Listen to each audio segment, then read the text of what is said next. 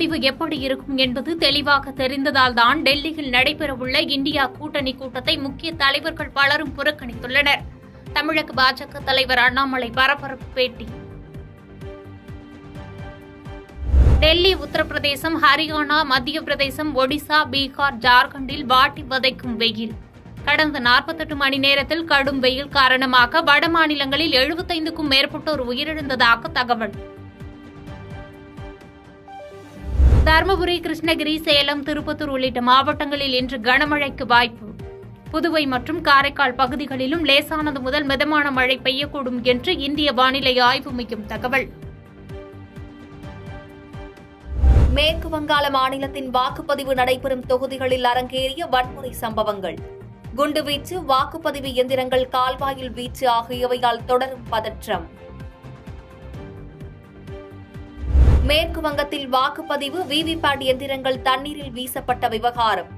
பழுது ஏற்பட்டால் மாற்றுவதற்காக வைக்கப்பட்டிருந்த கூடுதல் எந்திரங்கள் தண்ணீரில் வீசப்பட்டதாக தேர்தல் ஆணையம் விளக்கம். தேர்தல் முடிவுகள் வெளியாகும் ஜூன் 4ஆம் தேதி சூரியன் நாட்டில் புதிய விடியலை கொண்டு வரப்போகிறது.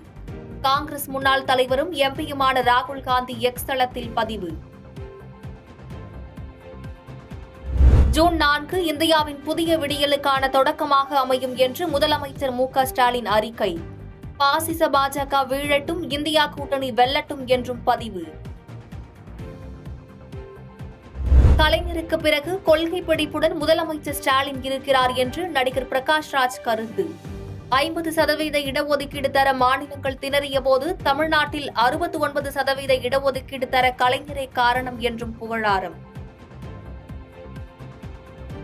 மோடி சாதாரண மனிதராகத்தான் கன்னியாகுமரியில் தியானம் மேற்கொள்கிறார். ஆனால் எதிர்க்கட்சியினர் விஷமத்தனமாக அரசியலாக்குகின்றனர் என்று பாஜக மாநில தலைவர் அண்ணாமலை கருத்து. நாடாளுமன்ற தேர்தலில் பாஜக வெற்றி பெற்று 3வது முறையாக மோடி ஆட்சி அமைப்பார் என்றும் நம்பிக்கை. காங்கலூர் பெயிண்ட் ஆலையில் ஏற்பட்ட தீ விபத்தில் மேலும் ஒருவர் உடல் கருகிய நிலையில் கண்டெடுப்பு. உயிரிழப்பு எண்ணிக்கை 4ஆக உயர்வு. புனேவில் சிறுவன் காரை ஓட்டி 2 ஐடி ஊழியர்கள் உயிரிழந்த வழக்கில் சிறுவனின் தாய் கைது.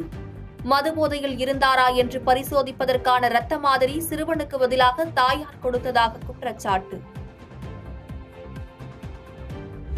மகாராஷ்டிரா மாநிலம் பன்வேல் பகுதியில் வைத்து நடிகர் சல்மான் கானை தாக்குவதற்கு திட்டமிட்டதாக 4 பேர் போலீசாரால் கைது. பன்வேல் பகுதியில் வைத்து சல்மான் கான் காரை மறித்து தாக்குதல் நடத்த திட்டமிட்டிருந்தது விசாரணையில் அம்பலம். நடிகர் அருண் விஜய் நடிப்பில் தயாராகியுள்ள வணங்கான் திரைப்படம் ஜூலை மாதம் வெளியாகும் என்று படக்குழு அதிகாரப்பூர்வ அறிவிப்பு. படத்தின் ட்ரெய்லர் விரைவில் வெளியிடப்படும் என எதிர்பார்ப்பு. பாதகம் செய்பவரை கண்டால் நாம் பயங்கொள்ளலாகாது பாப்பா.